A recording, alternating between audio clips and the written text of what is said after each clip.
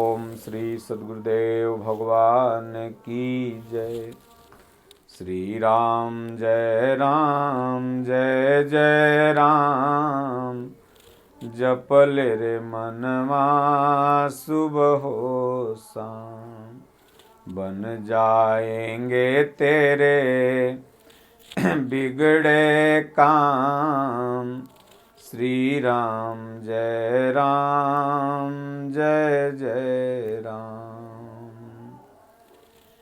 श्री रामचरितमानस में कुछ गूढ़ दोहे चौपाई छंद हैं ऐसे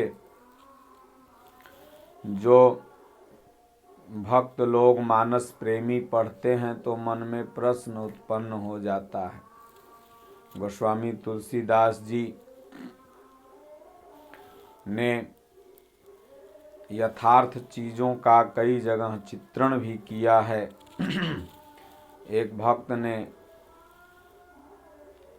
YouTube पर कमेंट कर पूछा है कि महाराज जी, मानस में गोस्वामी तुलसीदास जी लिखते हैं कि बहुदाम सवारही धाम जति। विषया हरि लीनन रही बिरती। तपसी धनवंत दरिद्र गृही। कलि कौतुक तात न जात कही। बहुदाम सवारहि धाम जति। विषया हरि लीन रही बिरती। जो जति लोग हैं, जति मतलब सन्यासी, वास्तव में सन्यासी है नहीं, सन्यासी वेश है, परंपरा है। क्योंकि जो वास्तव में सन्यासी होंगे वो इन सब के चक्कर में नहीं पड़ेंगे, जिन्होंने अपने सर्वस्व का न्यास कर चुका है। तो गोस्वामी तुलसीदास जी ने कहीं संत के लक्षण बताए हैं, कहीं असंत के लक्षण। दोनों लक्षण, स्वर्ग का भी गुणगान किए हैं और नरक के बारे में भी बताए हैं। दोनों पहलू को गोस्वामी जी ने मानस में चित्रण किया है। मानस में हर चीज है, अच्छी भी बातों की परिभाषा है और बुरी बातों की भी व्याख्या है। अब जिसे जो उसमें अच्छा लगे उसे ले ले। जैसे मार्केट है, मार्केट में सब चीज़ मिलता है। तो जो सामाजिक बुराइयां हैं उनका भी उन्होंने, गोस्वामी तुलसीदास जी ने चित्रण किया कि जीव इन सामाजिक बुराइयों को समझे और बचे। तो एक साधक के लिए चित्रण करते हुए गोस्वामी जी कहते हैं कि कलि कौतुक तात न जात कही। जो यंत्र का युग जब आएगा, कलयुग मतलब यंत्र का युग, पाप का युग नहीं, यंत्र का युग। जब दिमाग में सिर्फ सजाने संवारने की ही बात घूमने लगती है, यंत्र का युग, उपकरण का युग दिमाग में आ जाता है, भजन चिंतन हट जाता है, तो बहुदाम सवारहि धाम जति। सिर्फ मंदिर बन जाए, ये बनवा दें, वो बनवा दें, ऐसी विचारधारा मन में, हाँ, जितनी उपयुक्त है, चार भक्त के रहने के लिए कष्ट न हो, कोई आ जाए तो कष्ट न हो, उपयुक्त चीज़ें अनावश्यक नहीं होती।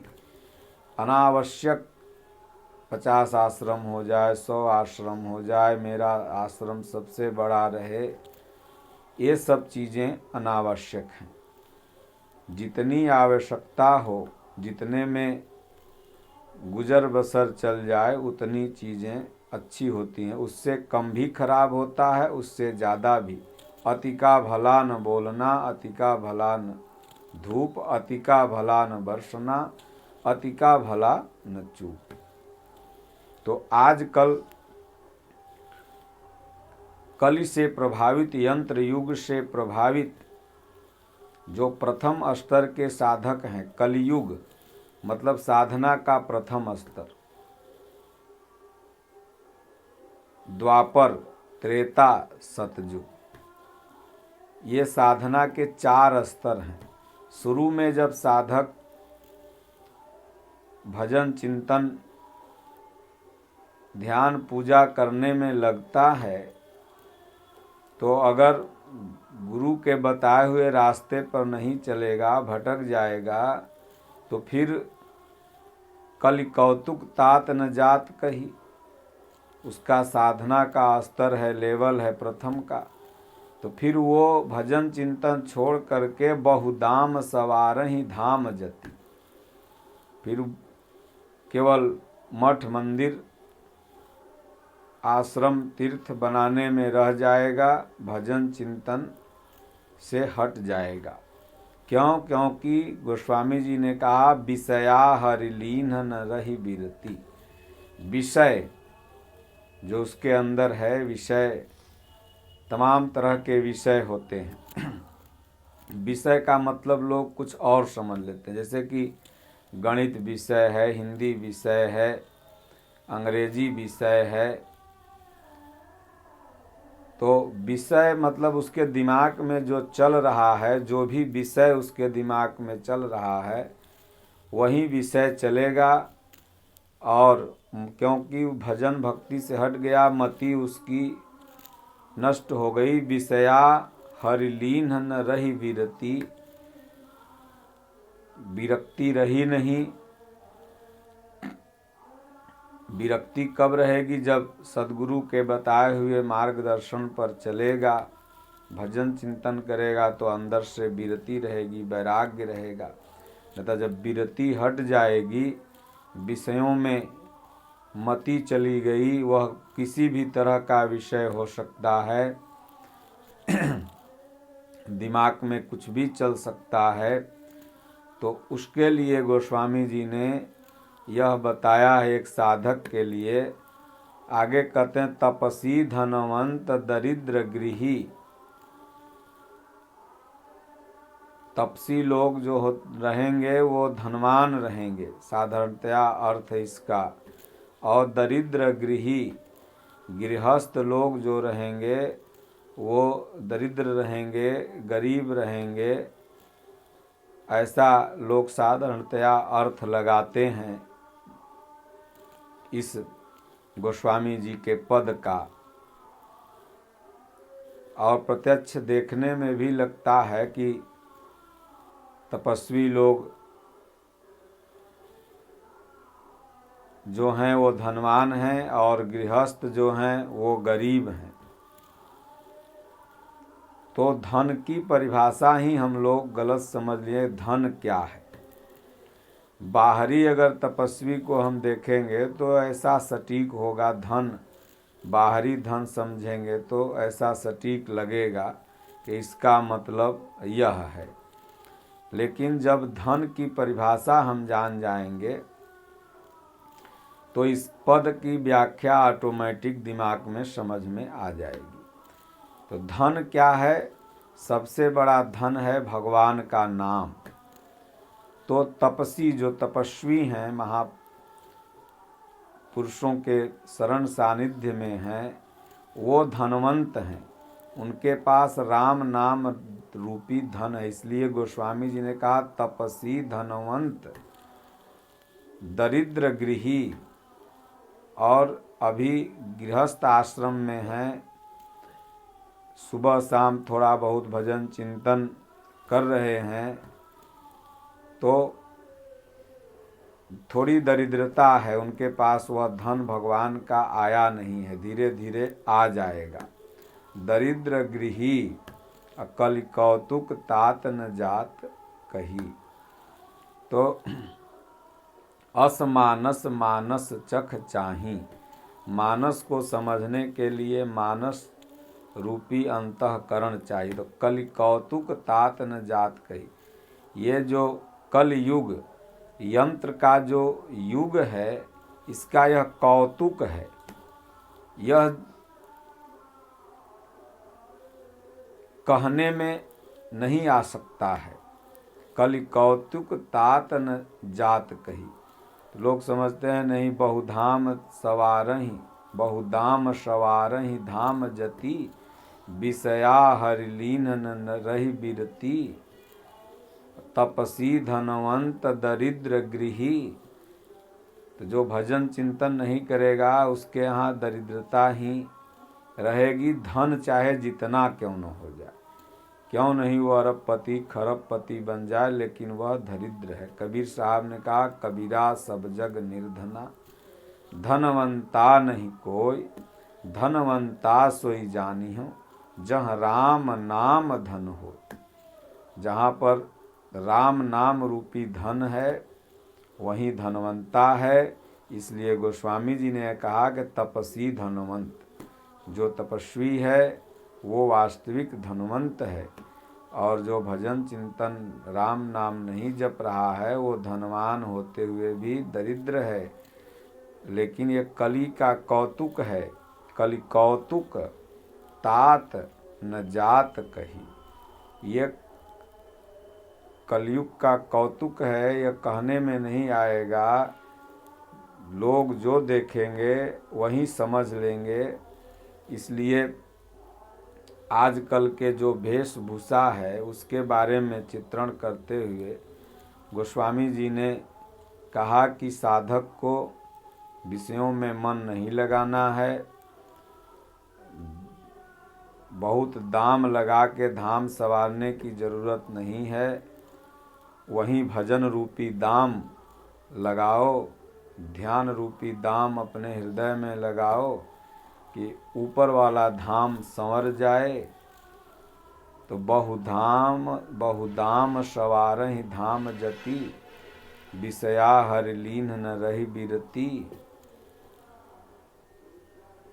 नहीं तो फिर विषय मति को हर लेगा, बिरती खत्म हो जाएगी, और जो वास्तविक धन है तपस्वी का वह नहीं रहेगा, दरिद्रता ही छाई रहेगी।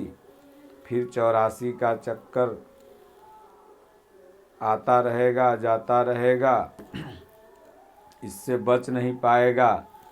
तो आज के परिप्रेक्ष्य में जो लोग अर्थ लगाते हैं उनका भी एक तरह से अर्थ लगाना ठीक ही है। आप तीर्थों में जाइए, बड़े बड़े तीर्थों में, तो वहाँ जाइए तो पूछिए कि ये लंगोटी किसकी सूख रही है, कपड़े किसके सूख रहे हैं, तो कहेंगे सबकी नागा बाबा के। अरे जब भाई नागा ही हैं तो कपड़े कैसे सूख रहे हैं? बोले ये बच्चे 4-5 किसके खेल रहे हैं आश्रम के आगे में, तो कहेंगे ब्रह्मचारी बाबा के। ब्रह्मचारी बाबा जब हैं तो ये 5 बच्चे कहाँ से आ गए? बोले आश्रम में शोरगुल किसके हो रहा है? बोले मौनी बाबा के। जब मौने बाबा हैं तो फिर शोरगुल कैसे हो रहा है? तो बाहरी दृष्टिकोण में क्या नाम है, वेशभूषा लोग बना करके, तो उसी हिसाब से जो समझने वाले लोग होते हैं वैसा ही समझते हैं, उनमें उनका भी दोष नहीं है। इसलिए इन पदों की जो व्याख्या है गोस्वामी तुलसीदास जी ने कहा, अस मानस मानस चकचाही। इसलिए गोस्वामी जी ने सचेत करते हुए जीव को कहा कि बहुदाम सवारहि धाम जति। सन्यासी लोग को बहुत दाम लगा के धाम संवारने की ज़रूरत नहीं है, अगर है तो विषया हरिलीन न रही बिरती। विषयों ने मन हर लिया। इसलिए देखते हैं बड़े बड़े ऋषि मुनि श्रृंगी को भृंगी कर डालिस पारा, सर के उदर बिदार रमैया तुर दुल्हिन लूटल बाजार। कहें कबीर गिरगिट गवने जाए। ये साधक के गिरने और चढ़ने की अवस्था का चित्रण है। कभी साधक गिरता है, कभी उठता है, कभी गिरता है, कभी उठता है, फिर भजन करता है, फिर आगे बढ़ता है। और भगवान की कृपा नहीं रहेगी तो भजन होगा ही नहीं। दादा गुरु महाराज कहें कि सब भगवान करते कराते, करत करावत आप हैं पलटू पलटू शोर। इसलिए रामचरितमानस में बाबा ने लिखा है कि जे राखे रघुबीर ते उबरे कलिकाल मोह। तो ये सब पढ़ के कितने लोगों की भावना खिन्न हो जाती है और संत महात्माओं से प्रेम करना बंद कर देते हैं। तो क्योंकि आजकल 99% इसी अर्थ के लोग हैं, जितने भी अभी मार्केट में घूम रहे हैं बेस बना करके, तो ये चौपाई का जो बाहरी अर्थ है सटीक उन पर बैठता, इसीलिए ऐसे लोग तुरंत ऐसा ही समझते हैं। इसलिए इन सब चीज़ों का एक आंतरिक अर्थ है जो कोई सद्गुरु ही बता सकते हैं, जैसे पूज्य गुरुदेव भगवान बताते हैं। इसलिए तपसी धनवंत दरिद्र गृही कलि कौतुक तात न जात कही। तपसी जो है वो धनवंत सदैव रहेगा, उसके पास बाहरी धन हो या न हो फिर भी वो धनवंत है, मस्त है। और दरिद्र गृही गृहस्थ में है, अभी भजन चिंतन नहीं कर रहा, हस्ती गिरी हुई है, तो करोड़ अरब खरब उसके पास हो जाए वो दरिद्र है। कलि कौतुक तात न जात कही, ये यंत्र युग का यह कौतुक है जो कहने में नहीं आ सकता है। बोलिए श्री सद्गुरुदेव भगवान की जय।